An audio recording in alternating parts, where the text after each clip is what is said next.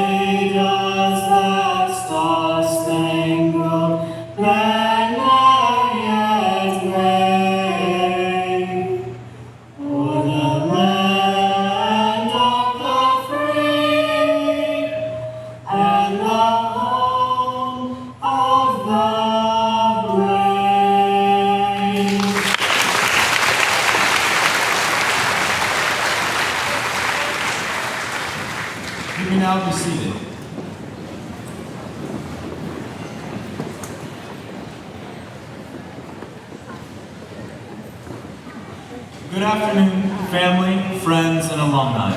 Welcome to the 109th Montgomery graduation ceremony. I am Dominic Lanchi, president of the class of 2013, and I am honored to welcome you all to this wonderful day where we may celebrate all the accomplishments of this class and the turning of a new page. I would like to extend my personal congratulations to the graduates. High school is a feat that all of you should be proud of. Graduation represents a crucial turning point in our lives where we decide where we want to go from here. Whether that be college, entering the military, or directly into the workforce, the decision is yours. You get to decide what it will be. I pray you make the right decisions now and throughout the rest of your lives, as that will shape who you are. Thank you and congratulations to all of you. You've made it this far. I can't wait to hear about the successes of our class.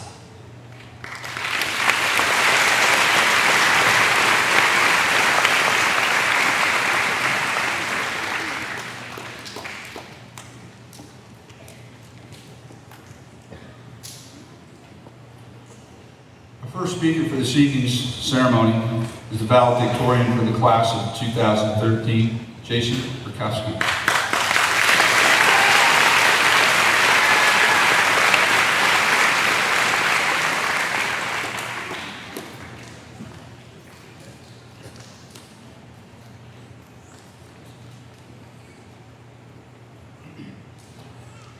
Hello and welcome.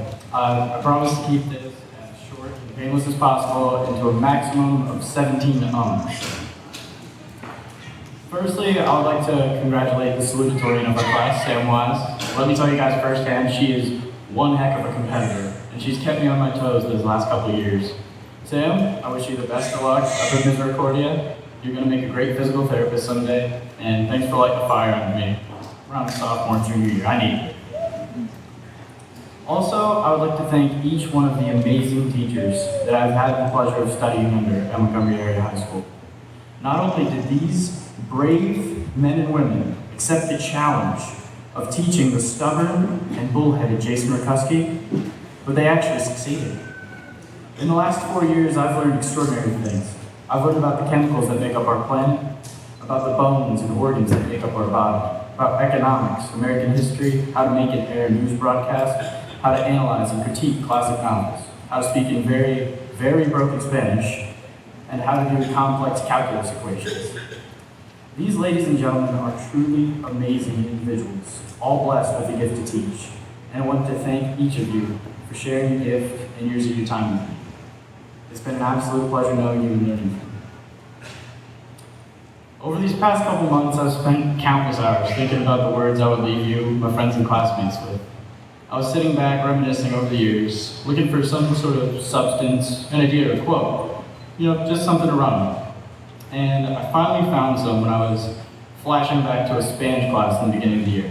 Our instructor, Senor, Mr. Stout, had mentioned something about a pet peeve of his concerning wasted opportunities. I thought to myself, hey, that's a pretty good message for a graduation speech. So I did what any other sensible teenager of this generation would do in search of an answer. I consulted Google. While surfing the World Wide Web, I stumbled across a quote from a man who I don't personally consider to be a great role model, but the quote was too good to pass up, and my speech wasn't any closer to being done. Al Capone said, "This American system of ours, call it Americanism, call it capitalism, call it what you will, gives each and every one of us a great opportunity, if we only seize it with both hands and make the most of it." Like good old Scarface said, each and every one of us has been given a great opportunity. We live in the greatest country on the face of the earth. We have opportunities and freedoms here that children in other countries will never get to experience. Some children will never even learn how to read or write in their lifetimes. We, however, have been given the great opportunity of going to school and receiving an education. And now here we stand, facing the world as adults. Some of us college-bound, others of us off to serve in the armed forces, and some looking to go directly into the workforce. The common factor all of us share is yet another great opportunity staring us in the face as we get ready to take our first steps into the world as adults. And what I will leave you with, my friends and classmates, is this. Never forget the opportunity that has been given to you, and never forget to seize the opportunities the future has waiting for you. Seize them with both hands, and make the most of them, because there's always someone else out there who will never have had that opportunity. Thank you.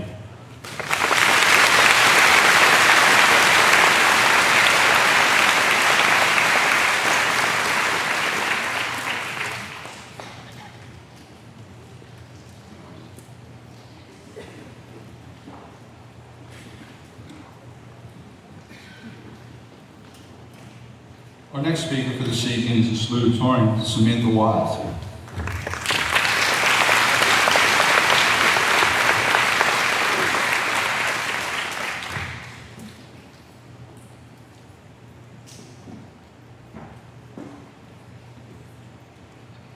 Our class is different. Our class is unique. Our class has heart. Heart for each individual sport that makes us special. Time, effort, and passion for the game. The unending game of our future. We have all had that aha moment when realization hits home. When you correctly swing, or learn how to bend it like Beckham, or when you master a Beethoven symphony, or when you find your niche in this world. Some of us may go to college, major in a doctorate, or go to tech school and work hands-on, or even go pro with the sport that they love. Each and every one of us needs that aha moment. Being in band and soccer and track has taught me more about preparation and life compared to the specific activity. It ranges from learning to interpret what Mr. Reynolds has been telling us. You can't make a circle by yourself, but the cooperation of the ones around you will make the circle. It doesn't matter if you're 5 yards off, as long as you move together and pretend like it's meant to be. Or one of my soccer coaches have said, it takes a team to win and a team to lose. It's not one person's fault. Remain a team, work together, then you'll see the difference. Or any of the track coaches, ranging from the individual thrower coach, Mr. Samsel, telling us on pieces that we need to wait to put them together, or from our head coach, Sam Hare, being the one that you can always call for anything. Each piece is only part of our understanding of our future. They are just puzzle pieces, waiting to fill into the center of the picture.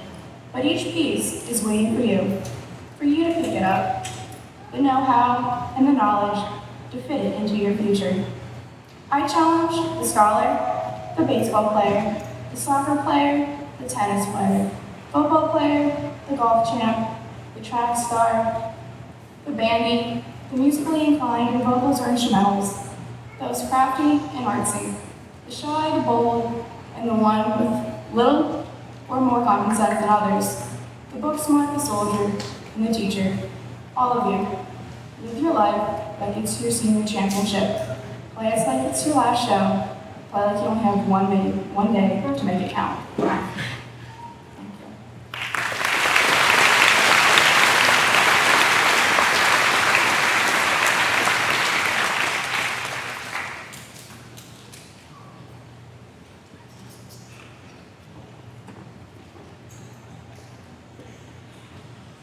Welcome members of the class of 2013, parents, families, and friends to the 109th annual commencement exercises for the Montgomery Area High School. Seniors, it's been a wonderful experience watching you grow and make decisions about your future. As we grow older, we tend to not be as courageous as we were in high school, when we were full of dreams and willing to take risks. Your dreams can always come true. You just have to have the courage to pursue them. President Kennedy once said, there are risks and costs to action, but they are far less than the long-range risks of comfortable inaction. Graduation is the common goal that all of us share here tonight. Together as a community, we have focused our resources on providing you with the best opportunity to walk off this stage and become a productive citizen. The class of 2013 has demonstrated a level of excellence that is to be commended and celebrated, from outstanding accomplishments in arts, music, technical education, athletics, and most importantly, in academics. These seniors have demonstrated that commitment and hard work does indeed matter, and those qualities, combined with personal integrity and resilience, do make a difference. Your future may include some of the most rapid advances in technology and globalization yet. Just look at how the delivery of education has changed within your high school years. Embrace these trends. Develop your talents and interests, and have the courage to never give up, even when you fail, and you will fail. Believe in yourself, and believe that the answers to most problems don't lie beyond our reach. The qualities that have made this nation the greatest force of progress and prosperity in human history still exist. They begin with pride, responsibility, and the courage to fulfill our dreams. Making a conscious decision to do something is one of the defining differences between people who achieve great results and those who don't. They both have more or less the same abilities and opportunities. It just comes down to who is willing to make a decision, commit, and follow through. All of you have made the decision to improve yourselves just by being here tonight. Continue that momentum and enjoy every moment.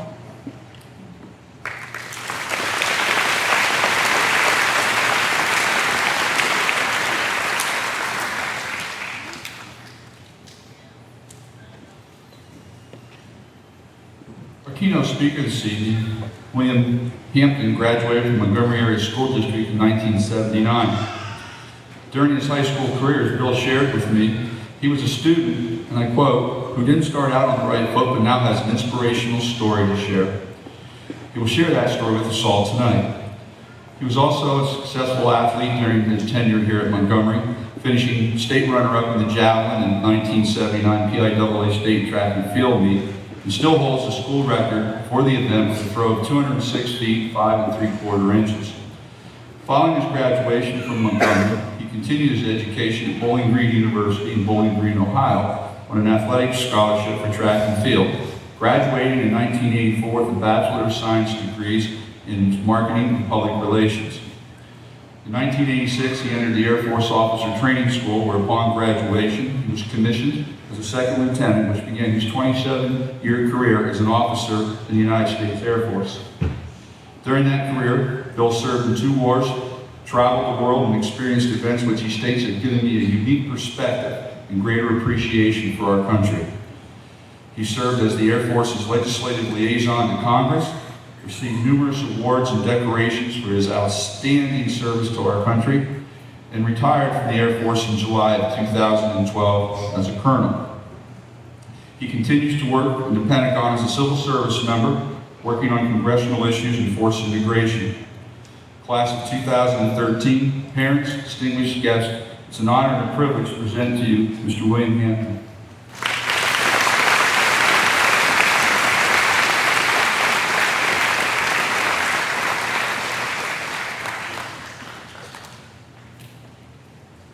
You can see I brought water, so that's not a good sign. That means I'm probably going to be up here a while. Sorry about that. One thing is for sure, I think that my speech is going to be the 4th best one you heard tonight because the valedictorian, the salutatorian, and Ms. Ross's speeches were wonderful.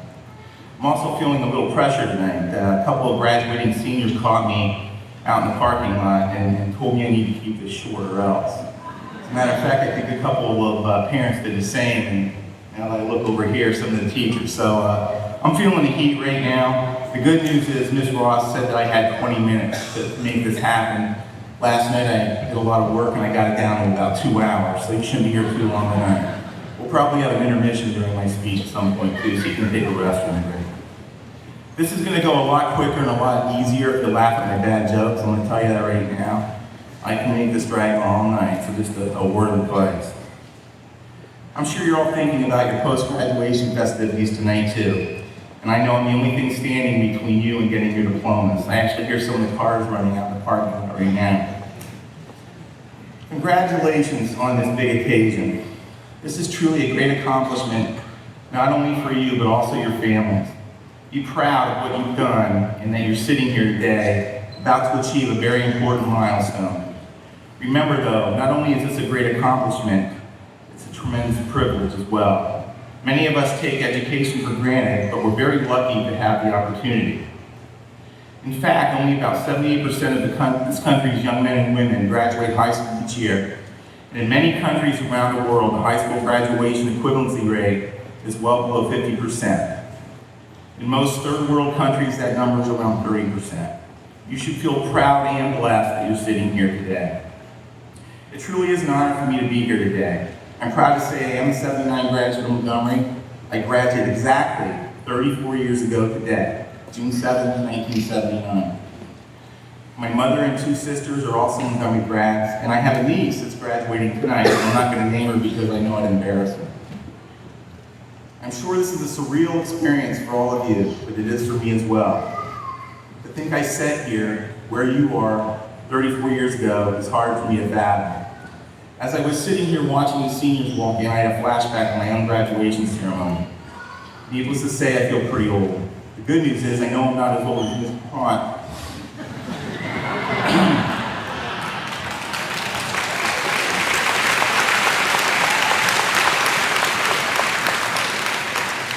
He was actually one of my football coaches when I was in high school. So, but he's about the only one. Actually, I look around and I don't see anyone else. So I'm sorry.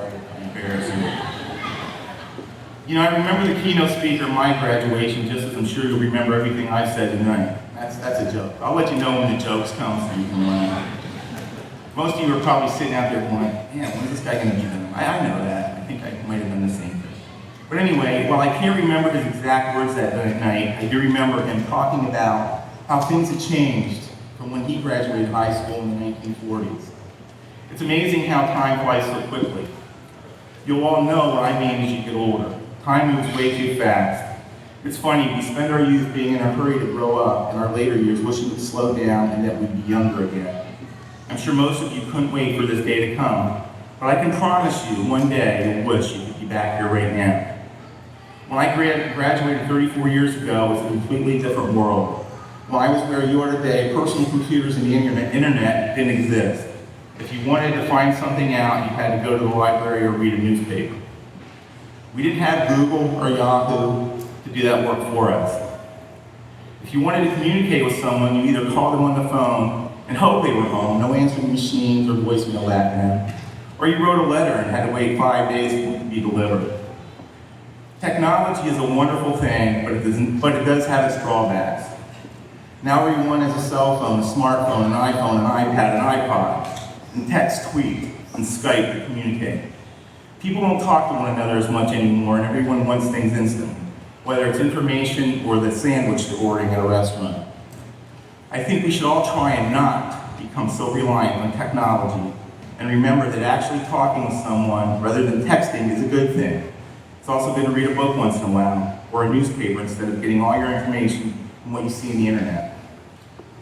In 1979, when I graduated, the Pittsburgh Pirates won a World Series. Do you believe that? Willie Stars over your family? Okay, you are too young. Jimmy Carter was our president. Disco, oh my gosh, disco was at its peak. And 8-track tapes and records still existed.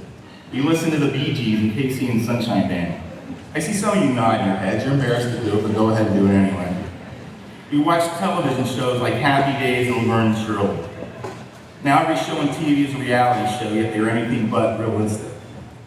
I was flipping through channels the other night and saw they're coming up with a new reality show called The Real Housewives of Lycoming County, by the way. You guys might want to tune into that one. You might be on it. Comprehending how things have changed since I graduated 34 years ago is one word. But I think of what the speaker at my graduation said and what he saw between 1979, when I graduated, and 34 years earlier, when he graduated from high school. In 1945, 34 years before I graduated, 68 years ago to that, World War II was just coming to an end. Actually, yesterday was the 69th anniversary of D-Day, which is when American troops swarmed the beaches of Normandy, beginning the end of the war. TV had been invented back then, but most families didn't own one. People listened to the radio for entertainment. Gas was 20 cents a gallon, even if you owned a car. The average car cost about $900, by the way. People listened to big band music, and Joe DiMaggio was hitting home runs for the Yankees. It's amazing how far we've come in a short time. I can't begin to imagine what all of you will see in the next 34 years.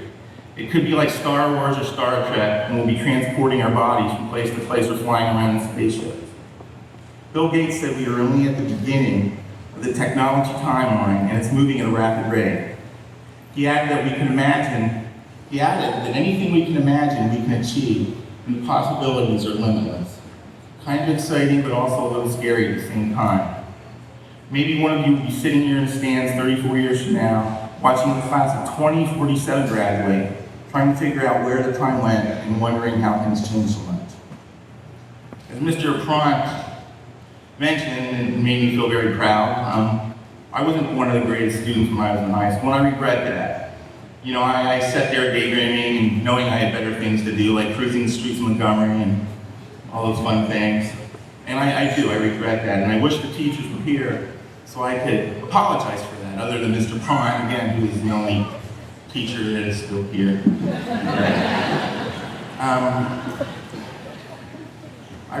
We regret asking him to speak here. Anyway, I can honestly say I wish I had to do all over again because I would have done just the opposite. I would have paid more attention. I would have been a better student. But fortunately, I woke up quick enough when I went to college and kind of got my act together. But I miss those high school days. I hope you all take the chance to thank your teachers if you haven't already. We all owe them so much gratitude for what they do. That is not an easy profession. Certainly not respected as much as it should be, and I think that's a shame. I also remember how nervous I was during my graduation, not because of the occasion, but because I didn't know if my name would be read when the diplomas were handed out. It's not a joke. I don't even think my family showed up that night because I didn't believe them when I was going to graduate. So. You guys aren't laughing at my bad jokes, and I'm going to slow down now and take this to about 11:30 tonight, okay? So why am I here today? You're all probably asking that yourself right now. How did this guy end up here? Well, I was actually driving down 15 and my car was running out of gas, and stopped at the A-Plus Market to put some gas in the car, and a van pulled up and two guys hit me in the head, blindfolded me, threw me in the van, drugged me here and handed me this speech and said, here, go do it. So if you don't like the speech, you can blame those guys. And I see them out here today. Seriously, I'd like to think that I'm here today because I had the honor and privilege of serving our great country as a member of the Air Force and was able to experience some pretty incredible things that I want to share tonight that will hopefully mean something to all of you. Having spent 27 years in the Air Force, I've been all around the world and seen some amazing things. Some incredibly wonderful things, some too difficult and disturbing to put into words.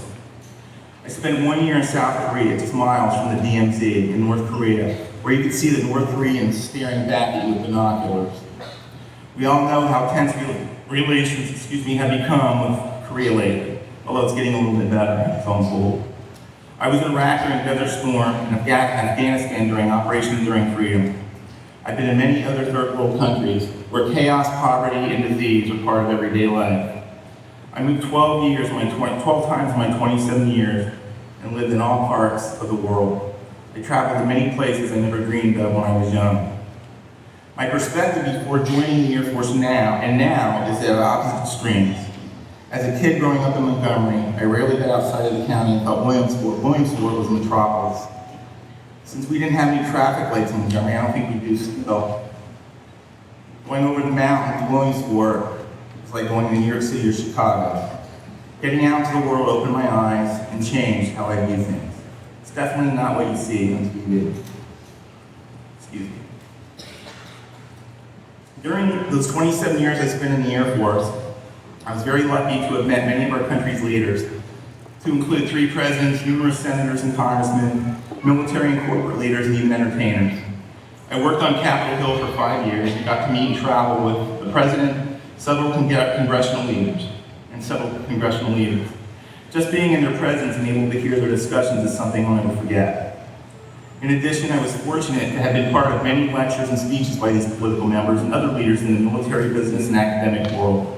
I've heard everyone from President Obama to Hillary Clinton, Senator John McCain, General Colin Powell, Chuck Yeager, Warren Buffett, and even celebrities like Arnold Schwarzenegger.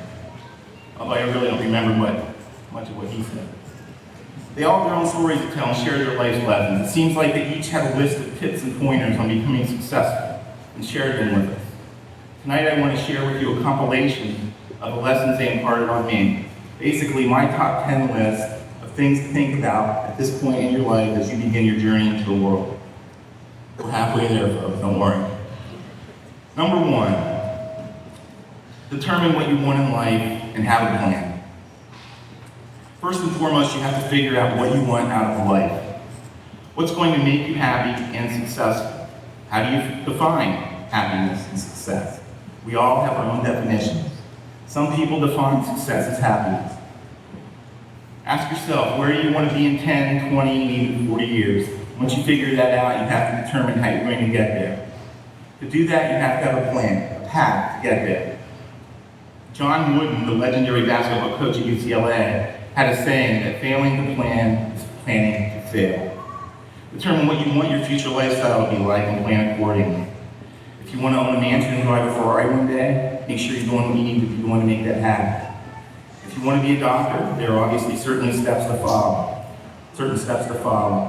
Every objective has a course of action, and you need to plan that action from the very beginning. Word of caution. For many people, money and material things tend to be the only focus and objective. Be careful when using money and objects as measures for success. This can be dangerous and lead you down a path that may prove unfulfilling in the end.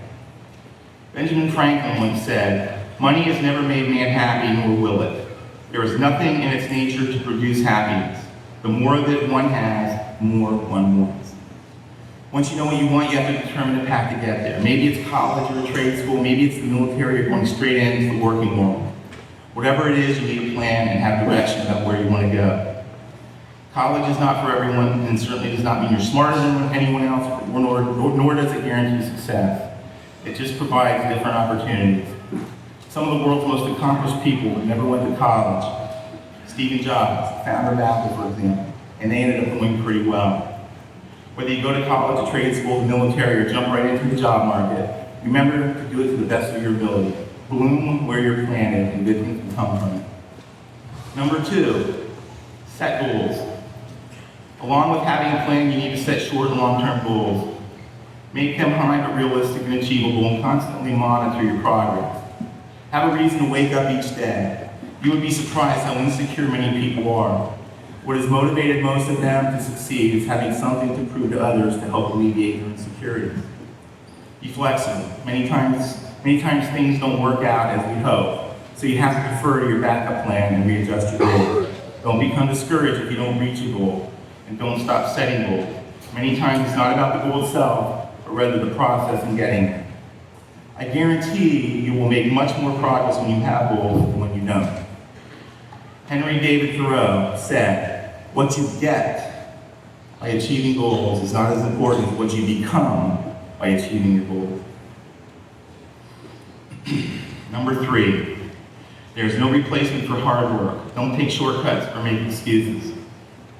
President Lincoln once said, "Things may come to those who wait, but only the things left by those who hustle." His point was that if you want to be successful, you have to out-hustle everyone else. What made our country great is its work ethic. Some of that has dissipated over the years, which is why some countries are passing us in terms of economics and education. We need to get that back, and it starts with you. We are from blue-collar country. There's no stronger work ethic than there is in Montgomery in this area. This is steel mill, coal mine, and farm country, and no one works harder than the people who live here. There's a saying, the harder you work, the luckier you will get. I truly believe that. I feel the work ethic instilled in me from growing up in Montgomery came from growing up here in Montgomery, and I'm very thankful for that. There are some people who feel they are entitled and can rely on government to take care of them. That can be very dangerous. As you know, there's much uncertainty in our country right now when it comes to things like Social Security, health care, and other benefits. We each have to find our own way and do whatever necessary to make a living and secure future. There are no guarantees. Start saving and being smart about your finances right now. Live beneath your means and plan for your future and retirement. It will be here before you know it. While hard work is important, perseverance is just as important. Don't ever be deterred from what it is you want to accomplish. Believe in yourself and do whatever you have to make it happen. How does the person who's put on their dream know how long it would have taken for success? They don't. None of us do. It could be tomorrow or 10 years from now, but we can't know if we give up. Don't guarantee your failure by quitting. Quitting can never be an option. President Lincoln was one of my heroes, and that's why I said a lot of his quotes. And I want to give an example of perseverance involving President Lincoln. There is no greater example of perseverance than Abraham Lincoln. In 1832, Lincoln lost an election for the state legislature. In 1833, his business failed. In 1835, his future wife passed away. In 1843, he failed to win a seat in Congress. In 1855, he lost an election for the Senate. In 1856, he lost his bid to become vice president. In 1859, his run for state senate failed. In 1860, he became president. Many believe our greatest president led our country through the Civil War. Talk about perseverance. What you believe you can achieve, but you have to want it and work hard to get it. There has to be a fire in your belly. Colin Powell said, "A dream doesn't become reality through magic. It takes sweat, determination, and hard work." Number 4, be positive and have unwavering faith. You will have moments of doubt in your life. You're human. Just don't let that doubt eat you up. Instead, let it motivate you to prove your optimism right. Keep a glass as half full, not empty mentality. Positive thinking leads to positive results. Negative thinking breeds negative results. Don't live a life of self-fulfilling prophecies. If you keep thinking bad things, eventually they will happen. Being positive takes work. Eliminate negative thoughts. Train your brain to think good thoughts. There's nothing you can't do if you really want it, but you have to believe it. Don't make excuses. Excuses are a way of rationalizing. However, we all know in our own minds whether they are legitimate or not. Most of the times they are not. Remember, it's never about how you compare to someone else. It's about how you feel about yourself. Have you reached your potential and given your best? Again, Abraham Lincoln. You could quote Abraham Lincoln all night and never run out of quotes. He was brilliant. Abraham Lincoln said that we can complain because rose bushes have thorns, or rejoice because thorn bushes have roses. It's all about your attitude. Be positive. Number 5, do it the right way. There really is a right way and a wrong way to do things. Most of us know what they are. Whether it's our conscience or just a gut feeling, we all know the difference between right and wrong. Sometimes taking the wrong road may lead to more immediate and positive results. Unfortunately, it's still wrong. Never forget your principles. Identify what principles you have that guide your life through the tough times. And when things couldn't be any better, they shouldn't change no matter what. In the military, we talk about honor. Honor is honesty, fairness, and integrity in one's beliefs and actions. In the Air Force, we have our core values, and the very first core value is integrity. Just doing the right thing even when no one is looking. I have a little test we call the mirror test, and basically what that is that when you look at yourself in the mirror every morning or every night, you can't lie to yourself. You know whether or not you've done things the right way, the wrong way, that you've given it your best or not. You can never fool yourself, and that's really what's important in the end, is how you feel about yourself, down the road. Did you do things the right way? Number 6, know your priorities and keep things in perspective. Faith, family, and health should always come first. Fame and fortune can never replace them. I could add up all the accomplishments in my life, but they would not come close to seeing my daughter grow up to be such a wonderful person. Many of us compare ourselves to the minute percentage of people who have more. You should never compare yourself to others. Remember, it could always be worse. I have another story to share. About 20 years ago, I was a captain in the Air Force, and I was in Massachusetts. I was going through a pretty rough personal time. The squadron that I was in went to visit a VA hospital. We didn't have any idea who the patient would be that we would be seeing. I walked into the room, and I saw the patient dead. He had no arms, no legs. He was a Vietnam vet and had a bandage around his head. I stood there frozen for a while. I didn't know what to say or how to react. And all of a sudden, he asked, who's there? Someone there? And I said, yeah. And he called me over. He said, hey, come over and have a seat. For the next 30 minutes, he counseled me, made me feel better about my life. This is a man that spent 10 years in a bed, no arms, no legs, no ability to see, no chance to have a life, and he was making me feel better. Ever since then, if I'm having a bad day, I think back of that. I would visit him once a month, once every couple weeks for the next 2 years until he passed away. So no matter how bad it gets out there for you, just please keep things in perspective and realize it could be better. It could be worse. 7, enjoy the ride. Life is short. Don't get so focused you forget to enjoy it. Imagine life as a highway. You don't want to bypass all the exits and just go from point A to point B without enjoying what's in between. I'm sure you've all heard the adage, stop and smell the roses. It's very true. There's so much goodness all around us each and every day. Try not to lose sight of that. The paradox of our time in history is that we have taller buildings, but shorter tempers, wider freeways, but narrower viewpoints. We spend more but have less. We buy more but enjoy less. We have bigger houses and smaller families, more conveniences but less time. Remember, spend some time with your loved ones because they are not going to be around forever. Remember, say a kind word to someone who looks up to you and all, because that little person soon will grow up and leave your side. Remember to give a warm hug to the one next to you because that is the only treasure you can give with your heart, and it doesn't cost a cent. Remember to say I love you to your partner and your loved ones, but most of all mean it. A kiss and an embrace will mend hurt when it comes from deep inside you. Remember to hold hands and cherish the moment, for someday that person will not be there again. Give time to love, give time to speak, and give time to share the precious thoughts in your mind. Enjoy the ride and cherish every moment. Number 8, give back to society. Make a difference in the world, give back to others. Help those who can't help themselves. Doing the small things really do make a difference. 90% of the the world's population live below the level for welfare in our country. The majority of these people do not have clean water to drink, no food or medical care, no schools, and rampant disease and crime. Ralph Waldo Emerson said, the purpose of life is not to be happy. It is to be useful, to be honorable, to be compassionate, and to have it make some difference that you have lived and lived well. Number 9, count your blessings. As I alluded to earlier, the vast majority of people in the world have it much worse than those on welfare in our country. You should feel fortunate you live in a country where you have the freedom to choose what it is you want to do and the opportunities that are available. Living in the United States is indeed a blessing.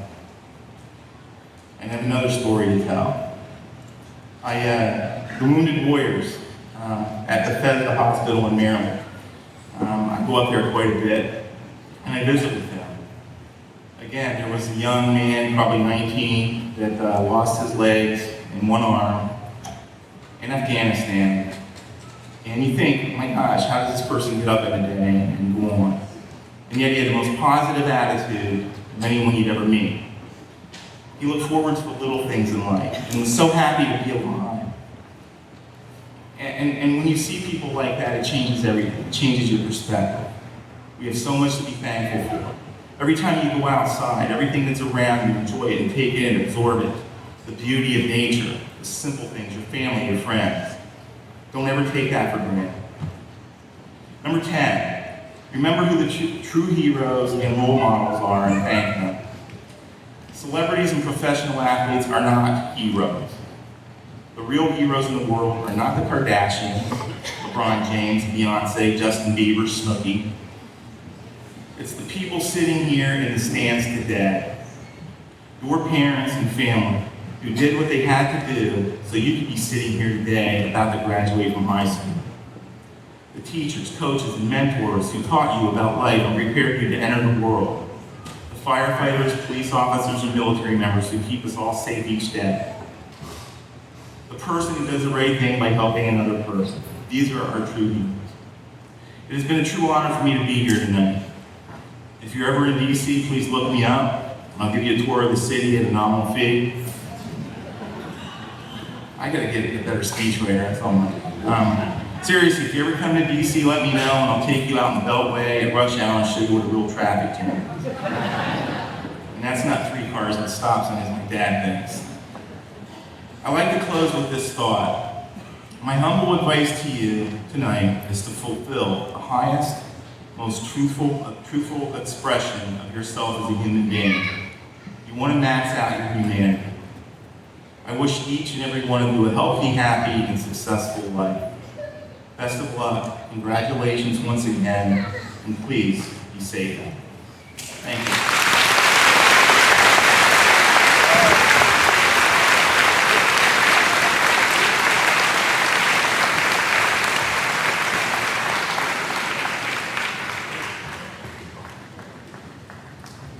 Thanks, Bill, for putting my life into perspective for me this evening. It's my pleasure at this time to present the class of 2013 Mrs. Ross of the Montgomery Area School Board for certification as graduates of Montgomery Area High School. The class of 2013 has demonstrated time and again a level of excellence that is to be commended and celebrated. You as a class have achieved many accomplishments. 18 of you will continue your education in 4-year programs to obtain degrees in biology, physician's assistants, business, large animal science, among others. 18 of you will continue your education obtaining associate degrees in dental hygiene, occupational therapy, heavy equipment operators, and cosmetology. 5 of you will be joining the military, and the remainder of you will be joining the workforce. Well, these accomplishments have brought recognition to both your class and the district. It is now vitally important to become good citizens. As a result of your hard work, knowledge, compassion, and integrity, you will succeed in facing all the challenges that lie before you. As you face these challenges, remember these words of advice from me. Every job is a self-portrait of a person who did it. Autograph your work with excellence. Mrs. Ross, Mr. Diggan, with great pleasure and a great deal of pride that I present to you for graduation, class of 2013.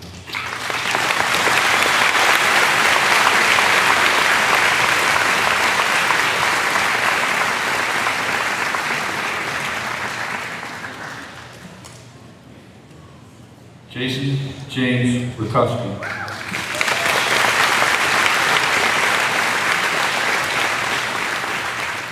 Samantha May Wise.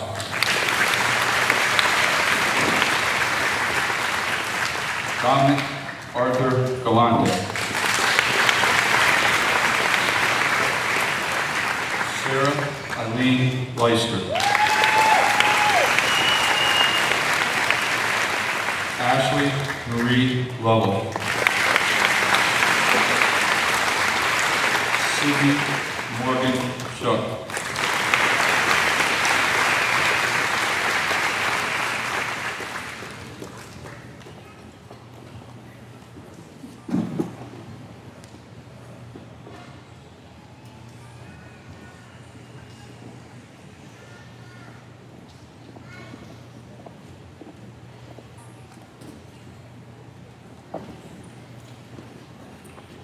Jacob Andrew Barnes.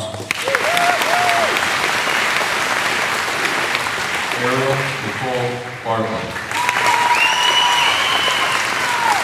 Rachel Brooke Beaver.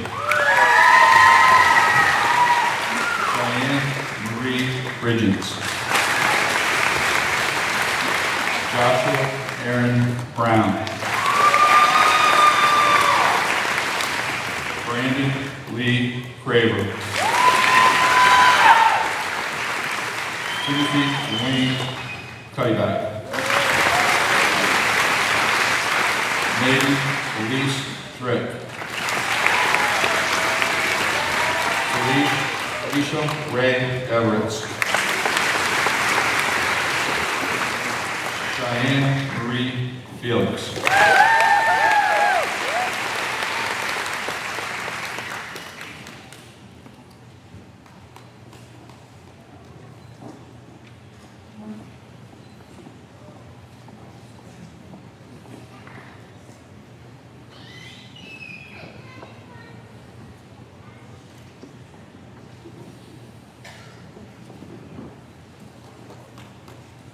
Emily May Fisher.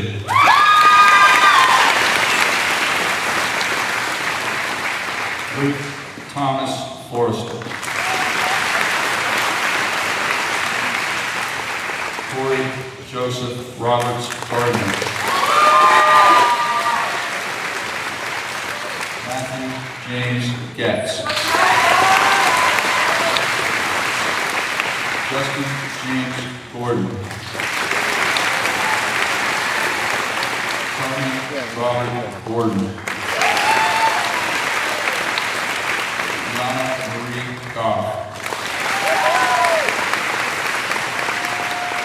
Cassidy Brianna Brad. Lacey Elizabeth Grimm. Tiffany Grace Garrett.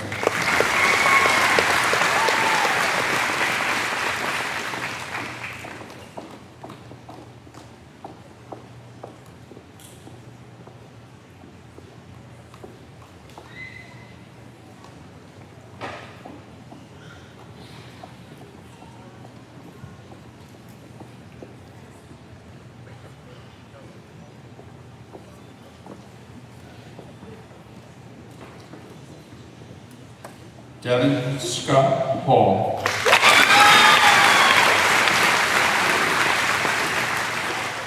Colton J. Hare.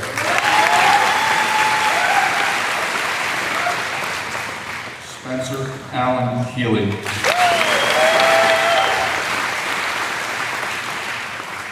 Tisha Marie Hess.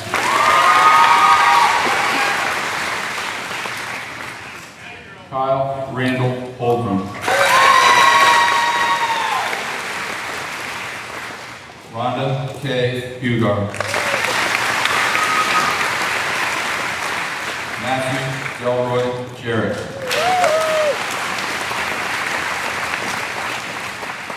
Caitlin Michelle Johnson.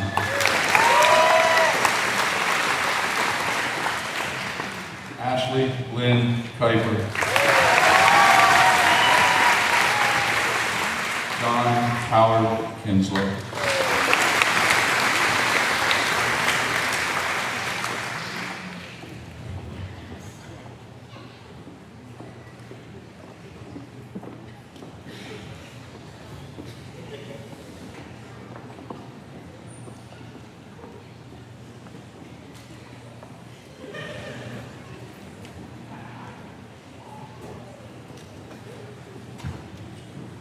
Cody Wayne Cleese. Jessica Marie Canals. Brianne Elizabeth Coate. Alyssa Claire LeBlanc. Dylan Michael Marshall. Allison Louise Massa. June Deborah Massa. Bradley Paul McCollum. Cameron Michael McHenry. Matthew Gene Miller.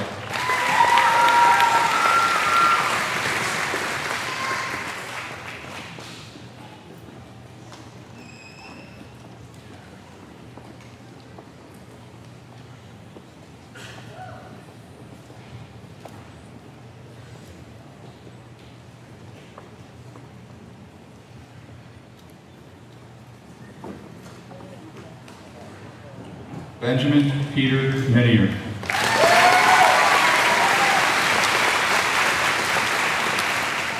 Evan Paul Moorhead. Lucy Marie Peterson. Danielle Elizabeth Savings. Katie Nicole Scarborough.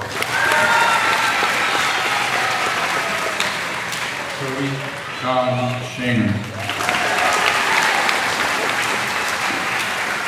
Shania Rose Smith.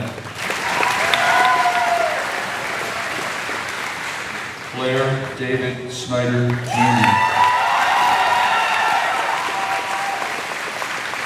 Megan Marie Snyder. Taylor Ray Snyder.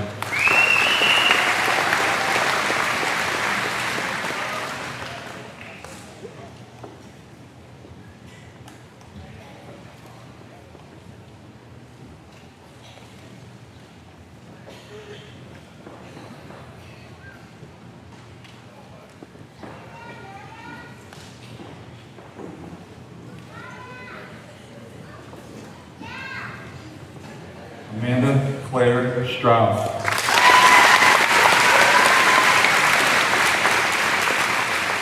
Tiffany Louise Juan. Alex Logan Worthington. William Henry Zimmerman VI.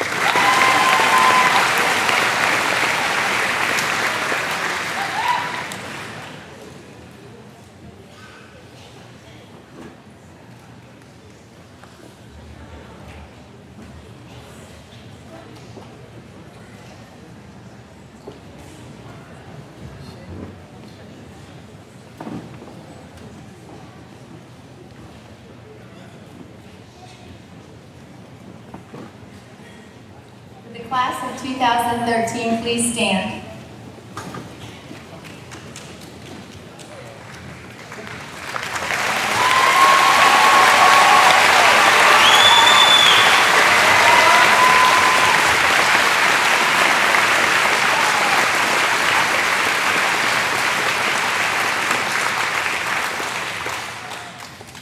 Tonight, I am honored to declare, by the powers vested in me by the Commonwealth of Pennsylvania, the class of 2013, having met all of the requirements set forth by the Montgomery Area Board of School Directors, officially graduated. You may turn your class.